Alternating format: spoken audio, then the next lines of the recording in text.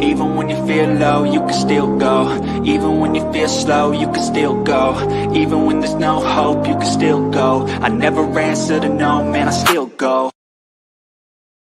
Good evening, everyone. Live. This is Rich Mancuso. This is Keep It in the Ring for Thursday, December 12th, 2024.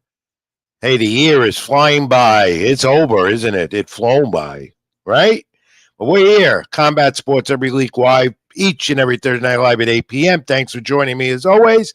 My social media handles at the bottom of the screen, Ring786 at X, Facebook.com, Rich Mancuso. Also get me on Instagram and also read my content, latinosports.com, newyorksportsday.com, as well as Spring Punk Entertainment Combat Sports. And I want to alert you to some of the fights that are rolling on the calendar at the bottom of your screen this week. And we got a lot to do in the next hour. We're going to get right to it. Comment, like to subscribe to my YouTube channel, Rich Mancuso, Spring Punk Entertainment as well, and the AGT Network, and like the Facebook Keep It in the Ring page, as many of you are doing.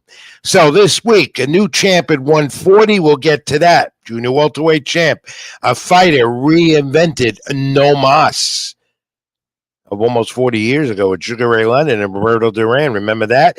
Emmanuel Navarrete, the Mexican warrior, continues, plus more. About a young upcoming fighter. We'll have him on the program within the next 15, 20 minutes. The UFC recap, which is very brief as they end their year. WWE coming up with Saturday Night Main Event once again. It begins live again Saturday night. We'll go through the matches and maybe look at what I expect. I say maybe predictions and wrestling predictions. You know, that's the way it goes.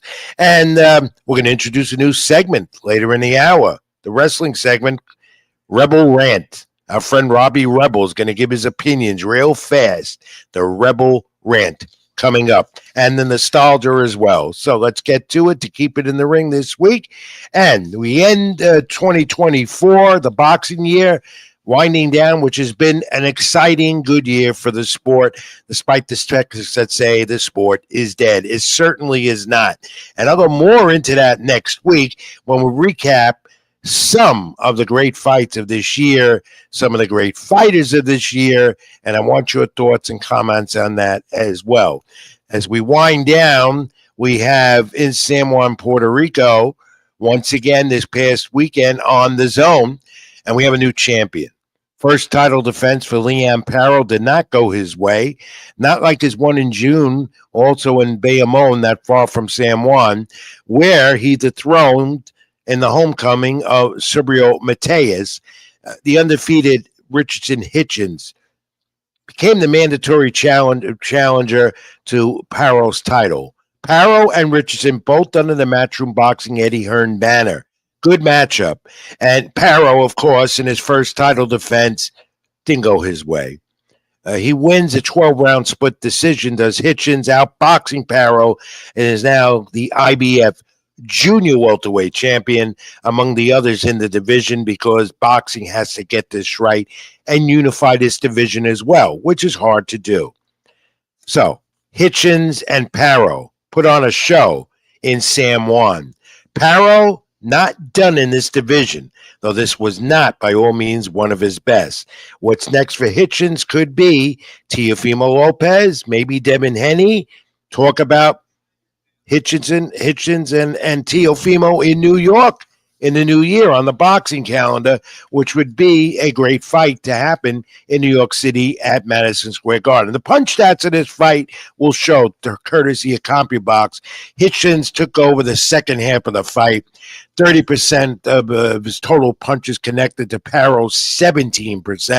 Hitchens 73 to 42 connect average in the second half of the fight. And as I always say, punch stats tell the story. Though one judge on this with this fight, I don't know what he was thinking, one of the three blind mice. 117, 111 for Parrow, which is astoundingly ridiculous. No way. More like the 116, 112 that went to Hitchens on the other two judges' cards, and like I had and many others of you did. But a good one in San Juan. Puerto Rico becoming a showcase for boxing. There's Hitchens with his promoter, very gleaming and happy, Eddie Hearn. For the second time in Puerto Rico, sold out an event this year. Good for him, good for boxing, good for the island of Puerto Rico. The co-main event, IBF number 4, lightweight, Henry LeBlanc, undefeated, 20-0, 10 knockouts. After a 13-month layoff, got the unanimous decision, took care of business over number 7 WBA rated Christian Ortiz for the vacant IBF Latino WBO, NABO, WBA, Continental Latin America title. I'm laughing because you know how I feel about these alphabet soup titles. Though for a kid like LeBron, undefeated, doesn't matter. He's got titles on his waist, and that gets him better in the rankings and gets him better towards a mandatory or possible title shot in the division. He's working his way into that. LeBron, first round, he was in control. He countered. He used his distance. The punch stats here. This fight also told the story. Both fighters landed 22 jabs. LeBron, though, 69-49 in the connection ratio with that. And LeBron is a top-rated featherweight and a Puerto Rican Olympian champ with cheers. Not a Puerto Rican champion Olympian, but a champion out of the amateur ranks. And on his way, I mean, he showed that in a grueling, tough fight, even though the punch stats told some of the story the other way. I'm talking about a Puerto Rican Olympian that was on this undercard, Yaquiel Rivera, 7-0, 3 knockouts, top-rated flyweight, a Puerto Rican Olympian champ, also on this card. The ending in round 4 over Angel Gonzalez for the vacant, and here we go again, alphabet soup, Continental Americas WBA title, WBO International Flyweight titles, and again, alphabet soup, but buys him into bigger and better fights. Congratulations to that young man, still undefeated. Puerto Rico was the center of attention last Saturday night on the Zone, and then we shipped it right to ESPN and Top Rank in Phoenix, Arizona at the Footprint Center. But before I could go into the recap of Emmanuel Navarrete, there are reports that Bob Arum, the Hall of Fame promoter with Top Rank, might be closing in on a deal with the Zone. Right now, Top Rank with that deal with ESPN and ESPN Plus and their platforms, that's going to come to an end next year, the end of next year or a little sooner. So Arum is on the negotiating table, reportedly talking to the Zone about taking on Top Rank fights. That's good because the Zone is a center of attention with boxing, with many promoters. Of course, Matchroom and Golden Boy, the top 2, and many others have joined the ship. So this is going to be a developing story as we end the boxing year and go into the next and see when if Bob Arum renews with ESPN or jumps to the Zone. The Zone is, again, the center of attention with boxing. In the meantime, Bob Arum would love to keep his fights on ESPN. They've been super in their last 3 years or 4 of their contract. They help the fighters. They put in a lot of money into it. They have had a good working agreement. However, ESPN, in this cost contingency phase, they've been laying off top talent on their airwaves and also cutting down on many other things that they used to do. It's a budget move. They might not be able to afford Top Rank no more, and that's why Bob Arum, one of the smartest promoters, that's why he's been around at 92 years of age, might be looking to make this move. The Zone is available, and if he gets it, assuming ESPN doesn't renew or give him the right deal, Top Rank Boxing on ESPN changes the picture, doesn't it, as well? And on that card at the Footprint Center, the Mexican Warriors, I call him, one of many out of Mexico with boxing, Emmanuel Navarrete, a rematch with Oscar Valdez. The Mexican Warrior with the 6th-round knockout dropped Valdez 3 times. He retains the WBA junior lightweight total, different from their first fight. In a ways with the punch stats, 380 punches were landed by Navarrete, 160 of them in the first 6 rounds. Valdez, 46% of his punch spots landed. Look, Alca Valdez is saying now that might be it for him, but he's a warrior also, a Mexican-American. Gave Navarrete a fight the first time. This was the rematch. And again, Navarrete showed why he's one of the best in the sport. The scorecards will show also that Navarrete was well ahead in the fight. And it was a matter of time, and then he went down 3 times, and it was over. The left hook to the body. He's now 39-2, 24 knockouts. Bounced back from a loss in May to Dennis Bertacek for the WBO lightweight title. But now he's back at junior lightweight, and he prevailed in the rematch. So what next? What can he show after this rebound fight at 130? Maybe see Robin Conceição, one of the champions at WBC, or WBA lightweight champ Lamont Roach. Of course, the quest to unify is always difficult, as I always say. But, you know, when you're dealing with Emmanuel Navarrete, you better have your arsenal ready. Navarrete knows how to punch. He knows how to jab, has great footwork, and likes to box you inside. And when he lands a punch, it shows. And the punch stats told the story of that one. Congratulations to the Mexican warrior who plans to fight 3 times in the new year. The other rematch, perhaps another no mas. Remember Sugar Ray Leonard, Roberto Duran? Well, ESPN commentators, including my buddy Joe Tessitore, was talking no mas then of that fight almost 40 years ago in New Orleans. This might have not been no mas, but more so of an injury. Rafael Espinoza, again, gets the best of Robert Ramirez in the rematch of their fight that happened in December of last year. He defends the WBO flyweight title, 6-round TKO. Now, interesting. This is where the controversy, if not what was going on here. In a rematch where Ramirez turned away, he said his eye, who's seeing double of his vision out of one eye, questioned by many. Ramirez led 48-47 on 2 scorecards before it was over, and 49-45 on another. 48-47, 49-45 on another, too. Said he was elbowed in the 4th round that caused double vision. So the no mas story comes up. The reason confirmed why he could not continue. The right eye orbital bone was fractured. Later revealed an hour or 2 after the fight. So there's a reason why this young man had to quit. He was looking more towards the health and safety of himself than winning a title back in their rematch. And that was a good decision because the end result showed double vision in the eye that came out, could not continue, but he had a right eye orbital bone fracture. So you can't fault him for quitting, for putting on a no mas, which I think really wasn't a no mas, as they really played that up on the ESPN telecast. But if for the safety of the fighter, he did the best thing he knew. It was going to be detrimental to him to continue. Had he not quit, it might have been worse than a right eye orbital fracture. I want your comments on that.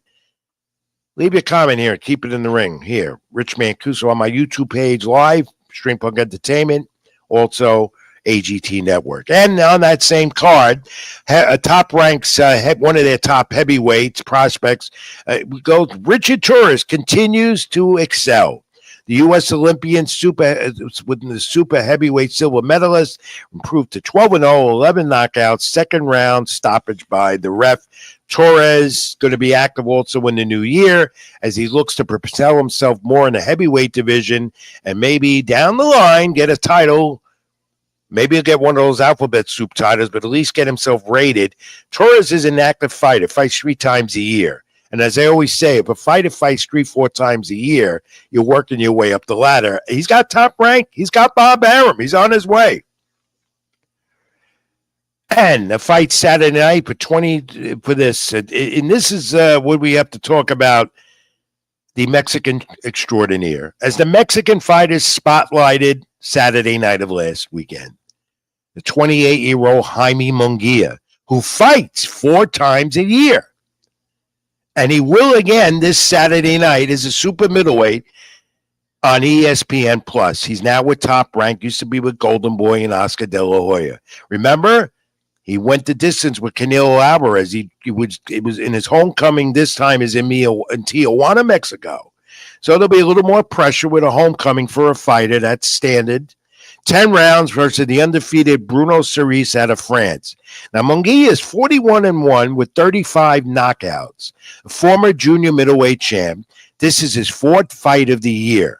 Credit to him and any fighter that takes 3-4 fights out of the year, because you don't see that. It's very rare. He's one of those Mexican fighters who I call a warrior that does that.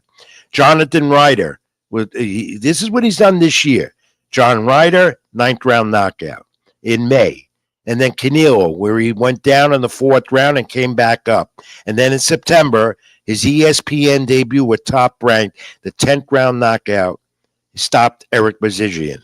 So Jaime Munguia means business, and he intends to continue that against Bruno Cerise, Frenchman, on Saturday night on ESPN Plus. If you've never seen Munguia fight, and I think many of you did with his fight against Canelo Alvarez, you'll know what I'm talking about, why I call him a Mexican warrior. Strong, powerful, and like Navarrete, likes to fight inside and will give his opponent a fight. So look for Munguia for the 4th time Saturday night on ESPN Plus. And Saturday night on the Zone, another taste of boxing as we wind down the year. Golden Boy and Oscar De La Hoya, the NABO welterweight champ, Alexis Rocha, undefeated, and the NABF title holder is Paul Coriel, undefeated at 15-0. Good fight. 2 undefeated fighters, 10 rounds, Toyota Arena, Ontario, California. And if you have the Zone, you'll get your taste of boxing this weekend. And look for Rocha to win this fight, because Rocha is looking to keep his undefeated streak going. And a win will get him in line for something in the welterweight division that's still highly competitive, with Jerron Boots Ennis holding the IBF title as the main target. So our weekly Ryan Garcia update is this. His Instagram posts continue to show that he's getting ready to train for the Japanese kickboxing champion Ampo December 30th in Japan, the exhibition, to keep him busy. And here he is. And on his Instagram post, he said, where he took this photo, I don't know. I assume it was in Los Angeles where he resides, or Vegas where he resides. He says he hasn't done of these in months, hitting the bag. Want to see him working out in the gym as he gets closer as an exhibition on his comeback trail from suspension out of that Devin Haney fight in the steroids. But Ryan Garcia hasn't been making the noise like he used to. I guess he's taking this exhibition very seriously, which is good for him. We want to see Ryan Garcia back in the ring. And after that suspension is lifted sometime by April 1st or a little later, we expect him to be back in the ring to vie again for one of those titles at 140. The Devin Haney rematch is always under discussion, as I keep telling you week after week, my friends. When they talk, there's buzz. And when they talk and buzz on the social media, that's where you get most of your boxing news. A fight does eventually happen. There is a demand, I believe, in a rematch between Haney and Ryan Garcia. And indeed, my friends, that could happen. And based on their first fight and the controversy, and assuming Devin Haney wants it, I'm sure he will because the money will be perfect, do it, and they will. I'm telling you, they will do it. I don't see why they won't do it. They will. In the meantime, Ryan Garcia is going to keep his skills going in an exhibition. Hopefully he doesn't get hurt, and hopefully does the right thing against a Japanese kickboxing champion. And that's on pay-per-view December 30th from Japan. All right, some quick punches now as we keep it in the ring. Speaking about Balbaram, he says the talks are ongoing for the ESPN and the Zone for a joint pay-per-view with Teofimo Lopez, the WBO champ at 140, against the IBF welterweight champ at 147, Jerron Boots Ennis. Now, that could happen in the new year as a major fight. Lopez obviously would have to move up in weight.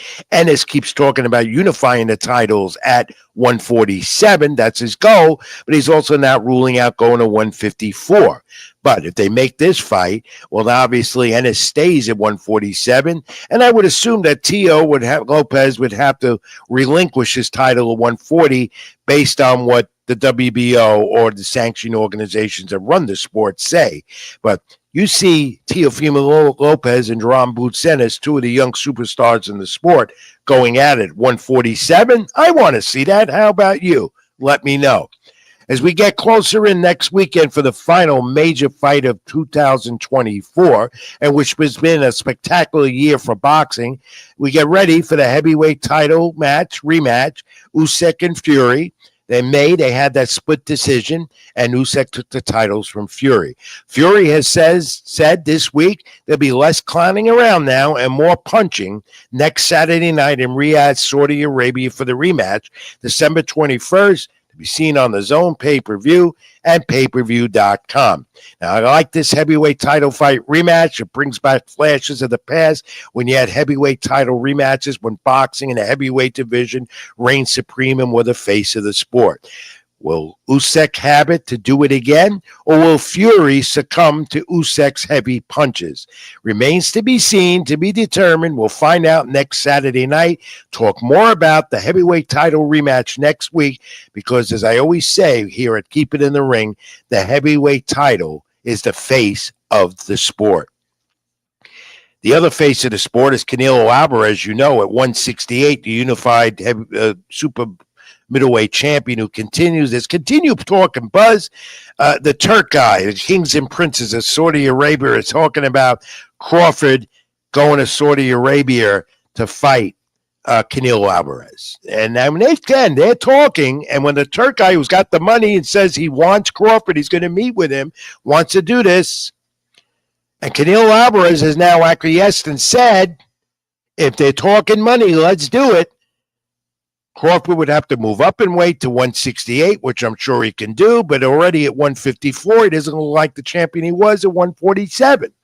But we'll see with Terence Crawford and Canelo Alvarez, maybe May of the new year or September of the new year in Saudi Arabia. Up to Canelo Alvarez's terms, though. He's the champion who makes the decisions. He's the champion with the money. He's the one that promoters vie for.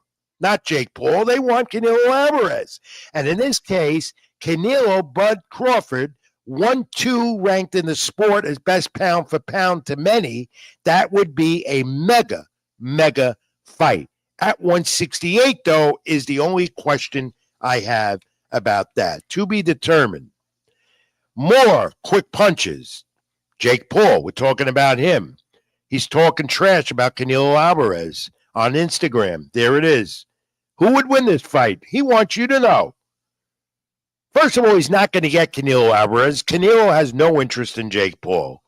Yet that would be finally a legitimate fight for Jake Paul, who says he is the best and wants to be the best. And the only way to do that is to fight Canelo Alvarez. Is one of the guys that would show where he's at, but not Canelo Alvarez right now. So, and then Paul is after Tommy Fury.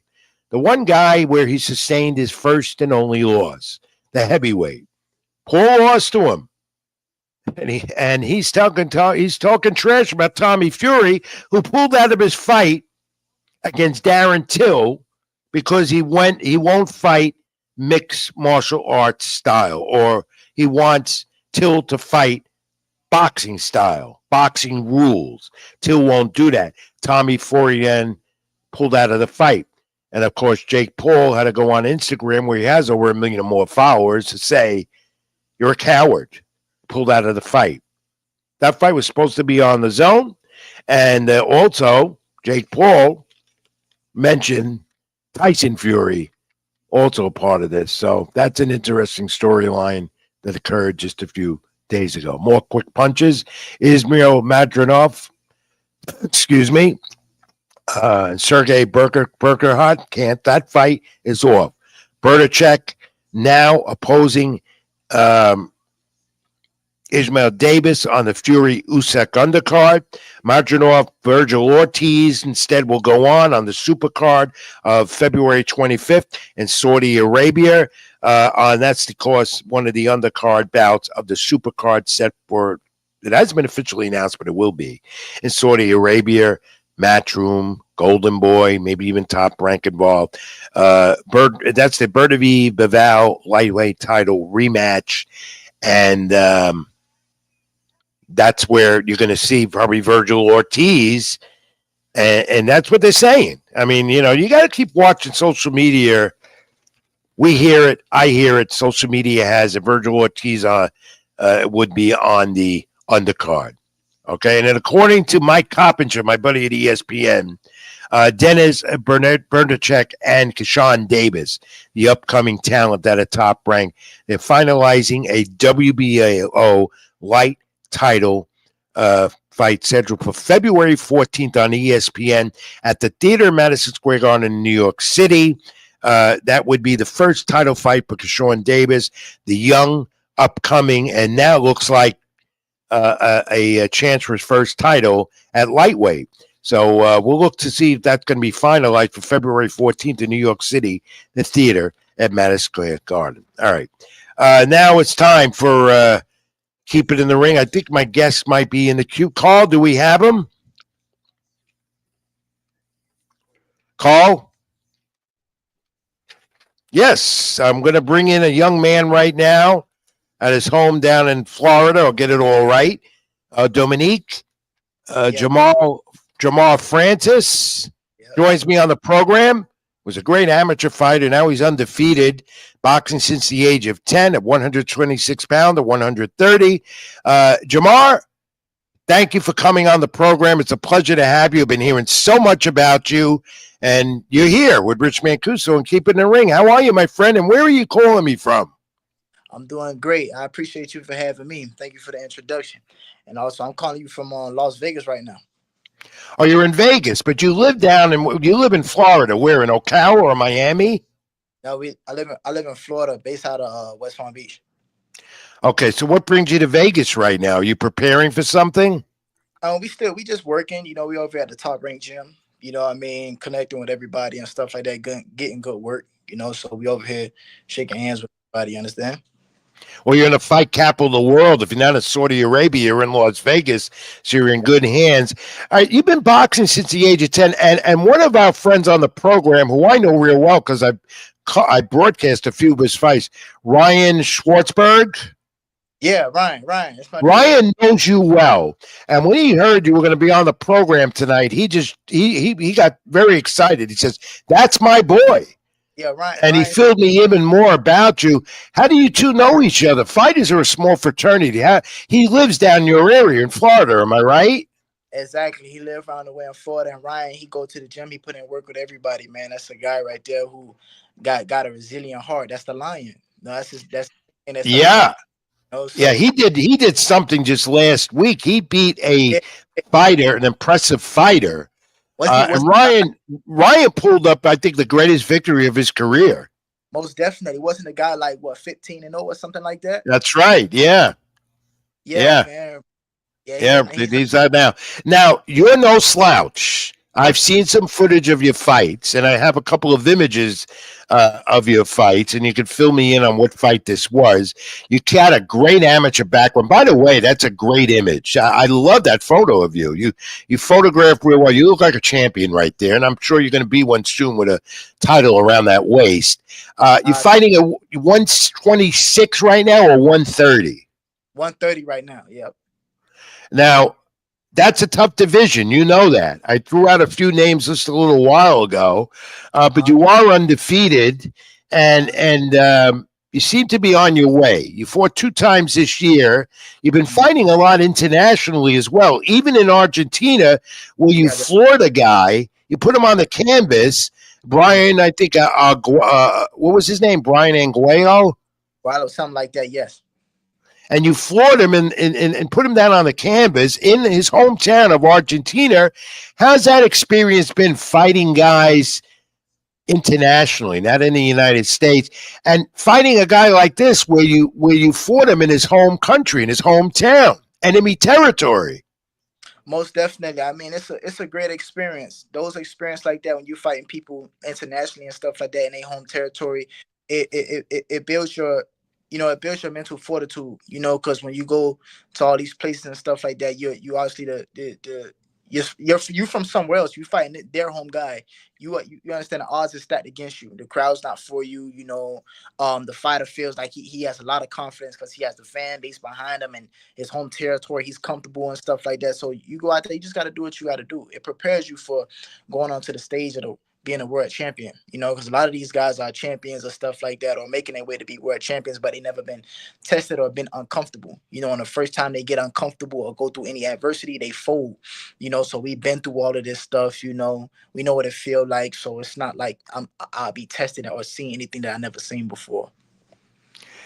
It's Dominique Jamar Francis. He's a super featherweight, undefeated, 16-0, 10 knockouts. So knockout is your repertoire. Of course, you want to finish your opponent, not leave it to those three blind mice at ringside, and you seem to be doing that job really well. You had, I understand, 100 amateur fights, and you were very successful at that. Very successful. What did the amateurs do for you to prepare? Did that propel you to get where you are right now, this young time in your career? For sure. Every step of the way prepared to where we are right now. Amateur, you had to get acclimated to fighting different guys. If you go to the tournament, you had a national tournament, you could fight 3-4 days in a row. You got to learn how to adapt to different styles. You also gotta be coachable. You gotta have that, like I said before, that mindset. Because you could break just going in there and fighting all these guys and being nervous or being scared or want to pull out and getting overwhelmed and stuff like that. But this is all part of the game. This is what, you got to make the weight every day. So and you have no problem coming in at 126 or 130? No problem at all. Like the picture you showed up top, that was actually my last fight in Stockton, California.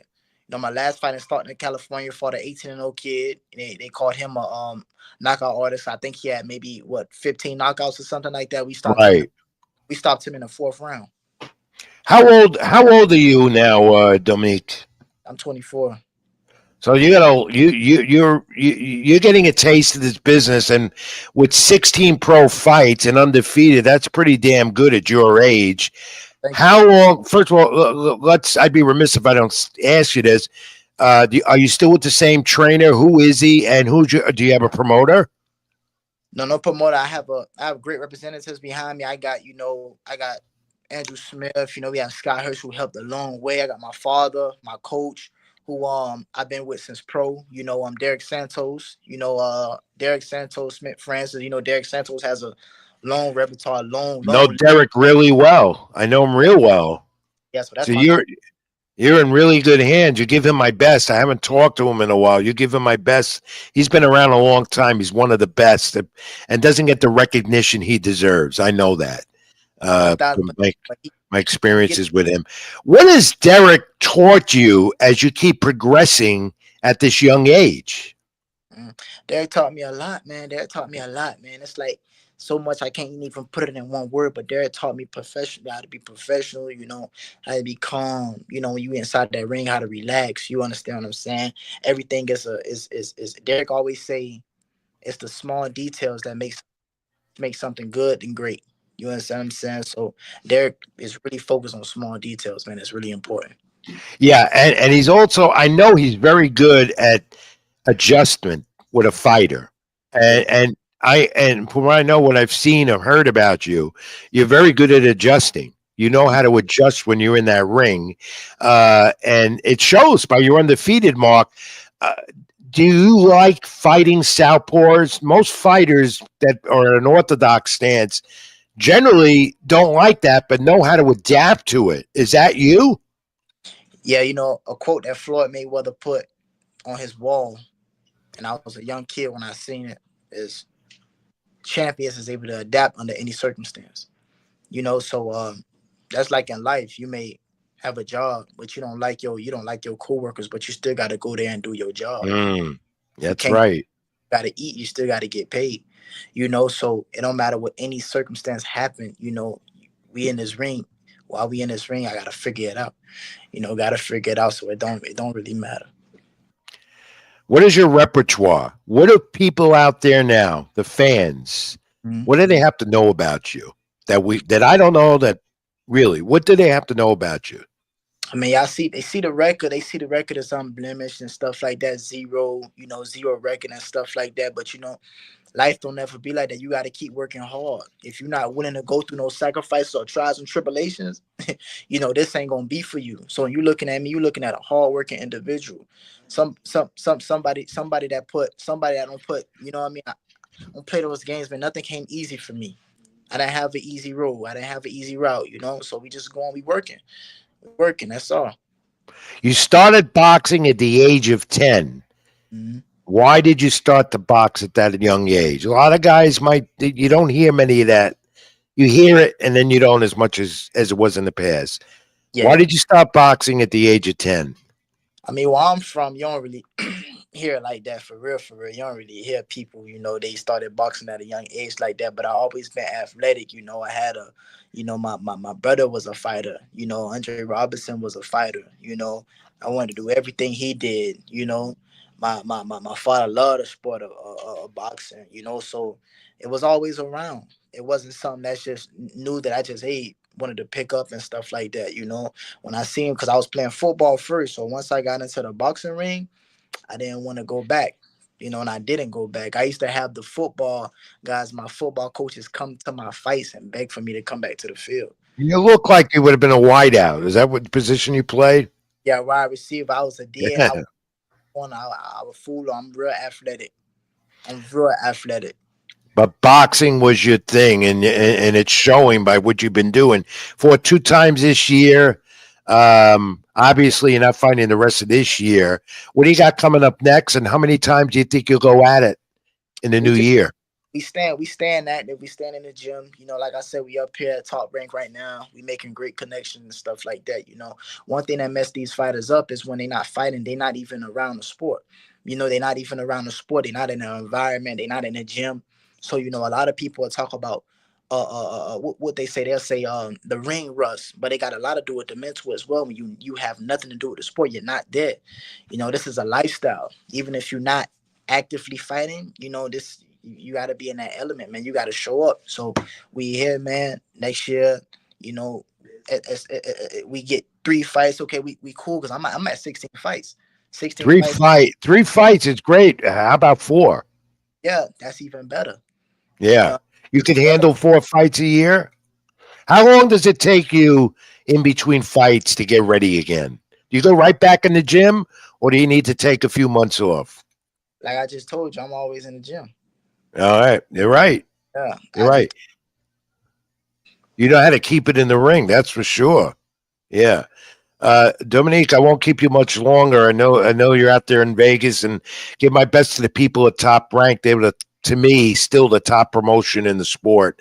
The Hall of Fame of Bob Arum and such, and a great stable of fighters who I'm sure you're getting to meet, and you'll continue to meet. You're in the fight capital of the world right now. The other thing is that growing up and watching boxing and loving this sport so much, do you have any fighters that you admired growing up that you really admired? A lot of fighters. I'll call myself a student of the game. I love James Toney, Floyd Mayweather, Muhammad Ali, Sugar Ray Leonard, Sugar Ray Robinson. Shane Mosley at 135, Zab Judah, Hall of Fame names. This is the things that you gotta watch this stuff, man. You gotta watch this. Do you envision yourself moving out of 126, 130, and moving up in weight, or as you said earlier, you're comfortable at the weight you are now, but fighters like to do that. They like to move up in weight. Would that ever be you? Yeah, fighters like to do that, and yeah, of course. If I keep growing, I gotta move up. Yeah, because at the end of the day, a lot of fighters stay at certain weight classes to duck whoever they gotta duck. You understand? Exactly. Yeah, but that's not what we doing over here. First of all, they might be ducking you real soon, my friend, because you're on your way. This is Dominique Jamal Francis, is a super flyweight, undefeated, 16-0, 10 knockouts. I'm not going to let you go yet, because every guest who comes on a program with me has to go through the fact of the week. It's not trivia. You take a shot at it. All right. You ready? Let's do it. All right, Carl, roll the fact of the week. It's not fact of the week until it is.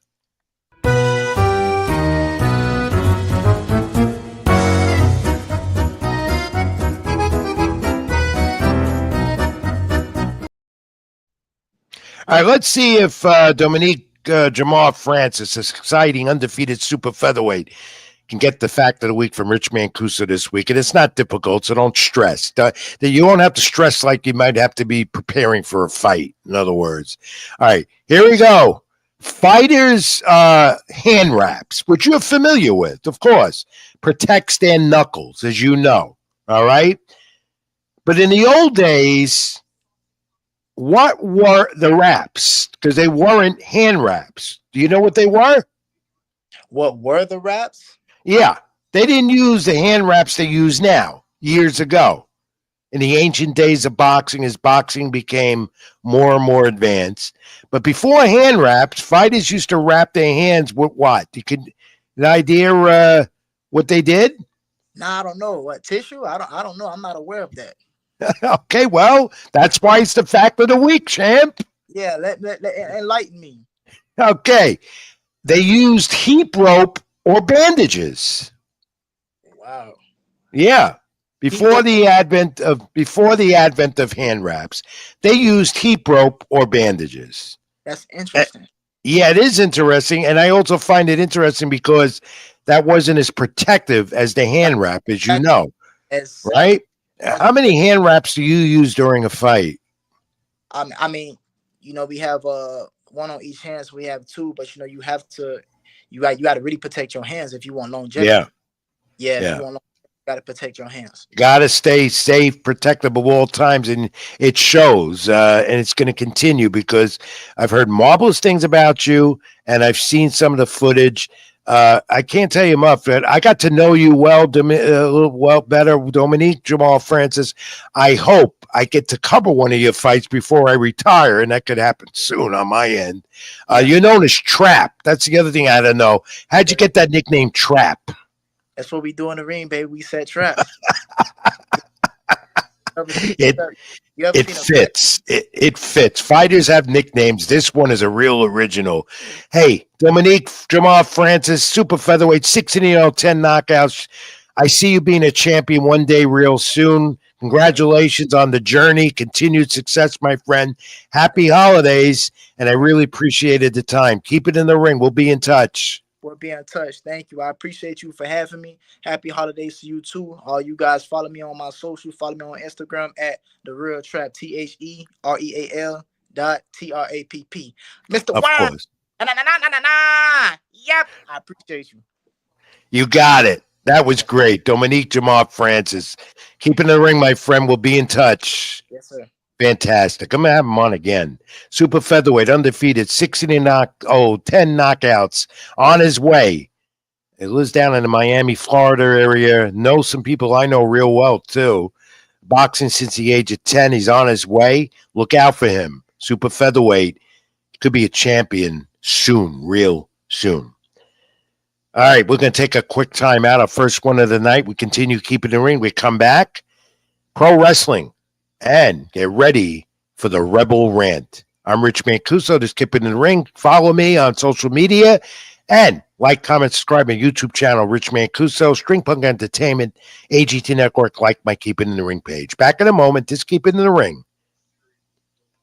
Even when you feel low, you can still go. Even when you feel slow, you can still go. Even when there's no hope, you can still go. I never answer to no.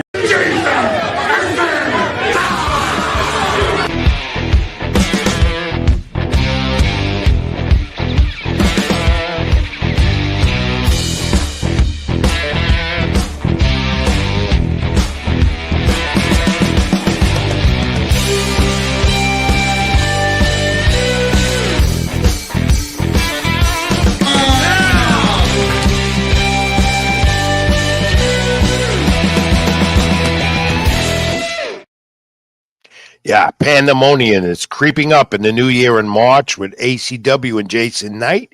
And we'll keep you informed with that as we go into the new year 2025. One MMA note, the end of the year is here with the MMA UFC. Still talk John Jones wants Alex Pereira. That's a fight he wants. He doesn't want Pimentel. He wants Alex Pereira. And Dana White continues to say, they're rather quiet lately about it, that Jones is not going to get Pereira right away. But John Jones is not retiring, which is good for UFC MMA fans. And the flyweight, Alexandria Petroja, he defeated Kai over the weekend. And Shortcat Machado gets a unanimous decision, 19-0 in the welterweight division. They say you're going to see more of him in the new year, MMA, UFC with Dana White. Pro wrestling time, folks. We keep it in the ring. Before we get to a segment that I am going to look forward to each and every week here on the program, let's quickly go over some WWE events. Quickly, because there's a lot. They said WWE is saying that Netflix debut on January 6th for Monday Night Raw will have a whole array of stars, including John Cena and The Rock. The Rock is not certain about WrestleMania plans, maybe getting Roman Reigns.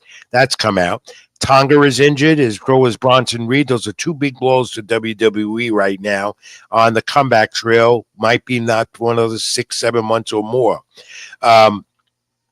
They are talking about Natalya possibly being the favorite to win that Intercontinental Women's Championship, the initial title they introduced in WWE. AJ Styles might not be back. There's a lot of talk of him not returning. He'd been injured, and it might be to a point that he may not be returning anytime soon. We do know this. WWE is really high on Seth Rollins and CM Punk, which is developing into a real-life storyline. It's been revealed that Rollins and Punk have had their differences outside the ring, and now it's going to develop into a real feud in the ring in the new year. A possible storyline may be leading into WrestleMania, something to look at with Seth Rollins. And so we now go to the Saturday night main event back on national television on the NBC network as part of their deal with Peacock. This Saturday night, Nassau Coliseum sold out where it all started. There's going to be more than this one. Carl, put up that image. There we go. Because Saturday night main event is going to be 2 hours, 8 p.m. Eastern, and there's going to be about 4 more, 5 of these during the new year. This, the main event. Cody Rhodes and Owens for the title. I don't expect Rhodes to lose the title. The question is, Randy Orton get involved in this? You're not taking that title off Cody Rhodes anytime soon. And then the women's match, Morgan against Io Sky. Expect interference, of course. Morgan, Dirty Dom. And I do expect Morgan to retain the title.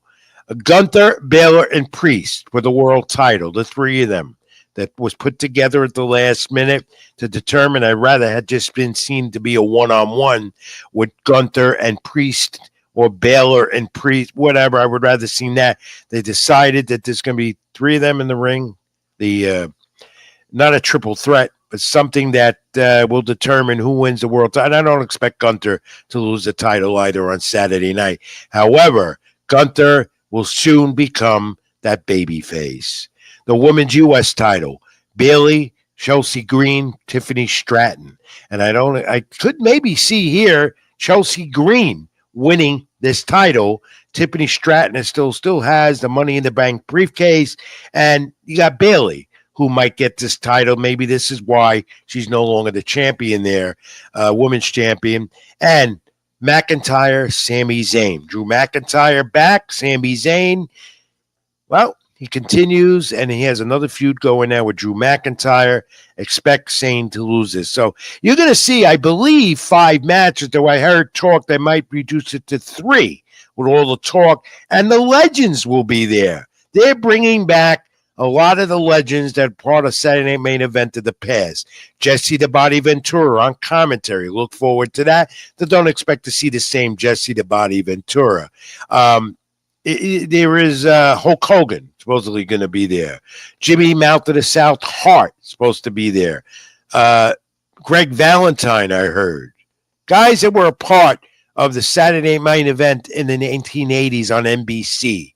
Part of their Peacock deal was to bring this back. A great move by WWE, national television NBC on Saturday main event. Looking forward to it. As far as AEW, well, what's there to report? Tony Storm is back. MJF gunning for the title again, making noise. Ray Phoenix and Tony Khan back and forth about the medical issue controversy. Tony Khan offered an apology. No rumors Phoenix moving to WWE. He's still under contract with AEW. And Tony Storm, I guess, and they're getting ready to crown a new into the Intercontinental Classic Championship, the title. And right now, Ricochet looking pretty good in it. So AEW News continues to get ready for their final pay-per-view end of the year, the end of the month, World's End. And on that note, are you ready to rant? I introduce a new weekly segment to the program. He's going to be on his own. Our friend Robbie Rebel, who's a star on the circuit, and I know him very well because he's a part of ACW with Jason Knight. So we call it Rebel Rant. And Robbie, are you ready? It's all yours for the next 3 to 5 minutes till I say enough of the rant. Go ahead. All right. Well, good evening, everybody. Robbie Rebel here. Nice to see you all. Well, the one thing that has been kind of grinding my gears, so to say, or dinging my dentures is the biggest thing that I would like to talk about today, and that's clicks. Really, really bad thing that has been happening and plaguing not only just the independent wrestling scene, but a lot on even professional scenes. Yes. Ooh, Savage One. Hi, how you doing? Okay, so what's the point of wrestling? Entertainment? Yes. But another point of it is to make money. And with all these clicks and these friends who just only want to have their friends inside of things, has been really, really, really detrimental to people who not only have talent, but for people who are also profitable. All right? Now, who do we blame for this? The bookers, the guys in the back, the guys that want to be best friends with the girls who are wrestling, or the girls that want to be best friends with the guys who are wrestling. No. It starts from square one. And square one is training.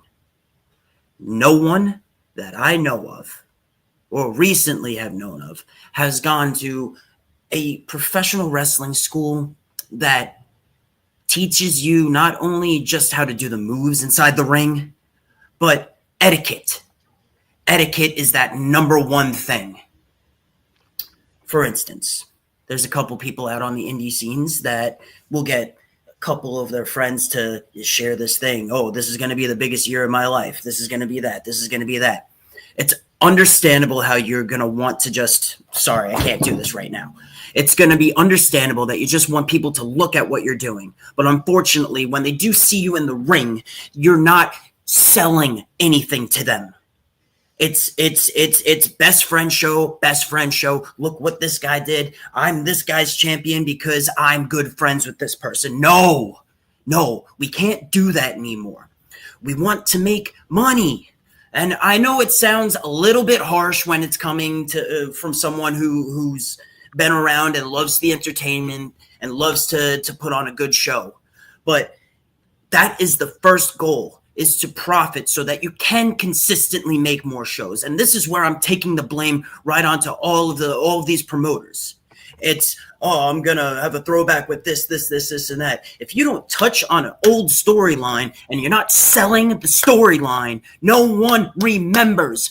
Everyone out there has TikTok brain. It takes 3 to 5 seconds to get viral on something, but it takes much longer to tell a story. If you're not telling a story, whether it be just for the night, your champion comes out, says, some things like this, some things like that. You have someone face them. Okay, we're facing later on in that night. There's something to invest in for people to stay for the whole show instead of just watching your best friends.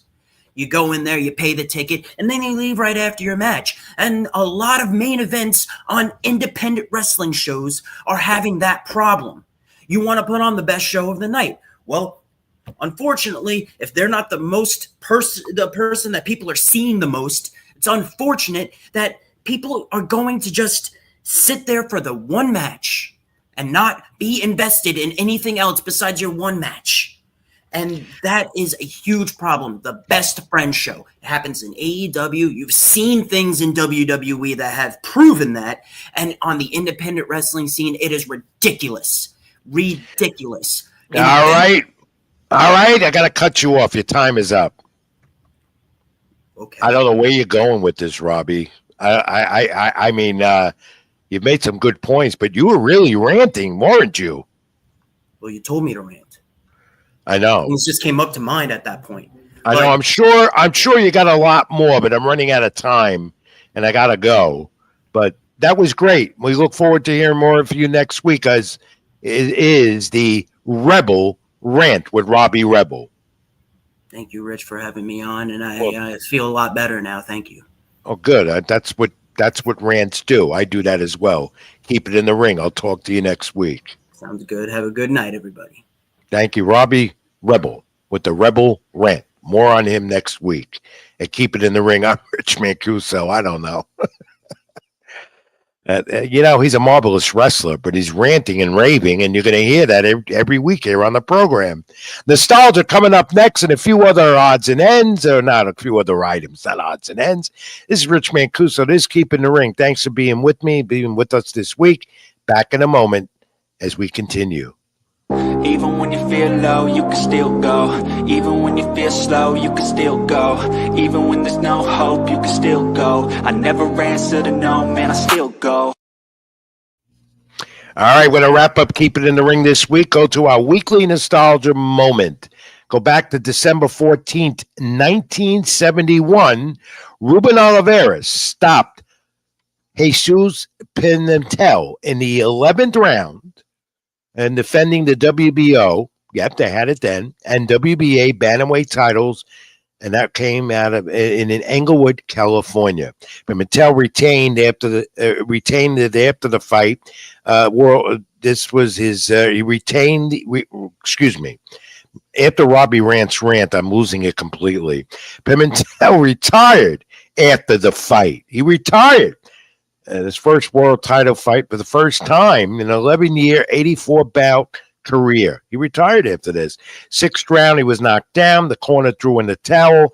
A memorable moment in boxing history. Again, December 14th, 1971, Ruben Oliveira stops Jesus Pimentel. All right. Take a look at this old wrestling poster. This is how it used to be in the old days. You found out about pro wrestling shows on the posters. They used to have them outside arenas, or they were circulating in newspapers, wherever you got hold of them. Take a look at this. These are the old days, and look at the names on there. Thursday, July 23rd, 1998. For you fans of the not known of the past, this is how it was. It wasn't social media. Promoters did this. You had the Iron Sheik on this card, Tito Santana, the late Iron Sheik, the Hall of Famer, the Headbangers, King Kong Bundy, the late King Kong Bundy, who was a good friend of mine as well. And I got stories with me and him, as I'll tell you one day on the program. Those were the old days in pro wrestling. There at the Wildwood Convention Center, that's how they advertised their events. You didn't have the media freedom you have today, where you can get it out much quicker and even better. Thought that was an interesting moment. Some other final notes before we wrap up. The WBC convention had a lot of news coming out of Hamburg, Germany, just concluded yesterday. Featherweight Brandon Figueroa is getting over the rematch with Stephen Fulton for the WBC title. Ray Vargas, because of an injury to Ray Vargas. And Shakur Stevenson will have a voluntary defense of his title against Floyd Sheffield, the Golden Boy prospect. And I have been telling you about Schofield. That fight, that's been approved. Terrence Crawford, as we talked about earlier, is the mandatory challenger for Sebastian Fundora. at 154. He's their champion for Enduro 154. Now, that's interesting. Is also talking about Crawford fighting Canelo Alvarez. Well, now he has a mandatory that he has to abide by against Sebastian Vettori at 154, according to the WBC coming out of their convention in Germany. And Christian Mabili and Jaime Munguia for the interim title. That at 168, Mabili undefeated, the rising superstar also in the sport against Jaime Munguia, who has his fight this weekend on ESPN. And Jose Benitez and David Morrell, they're going to be fighting it out February 1st in the light heavyweight division. And the WBC says that the winner of that fight will get the winner of Arturo Benavides and Demetrio Bivol, their unification fight coming up, and that's Supercard September 25th in Saudi Arabia. So a lot of news coming out of the WBC annual convention. Boxing sanctioning organizations have their yearly conventions. WBC, the final one that wrapped up with a lot of significant news. Because WBC is the most reputed and known of all the sanctioning groups in boxing, at least from my perspective. And they came out with a lot of news the past few days out of their convention in Hamburg, Germany. All right, that ends the program this week. Fast hour with a lot. Thank you, Robbie Rebel, with the Rebel Rant. More on him next week. And thank you to Dominique, to our exciting young prospect, Dominique Francis, who is on his way to a championship career. Next week, we have our final live program of the year, 2024. Hard to believe as we get into the holiday season. Tune in 8 p.m. live Eastern here on my channel, YouTube, Rich Mancuso, Keep It in the Ring. Also on the AGT Network. Also on Streampunk Entertainment. Like, comment, and subscribe. And also Facebook page. Please like that. Read my content on latinosports.com, newyorksportsday.com, and Stringpunk Entertainment.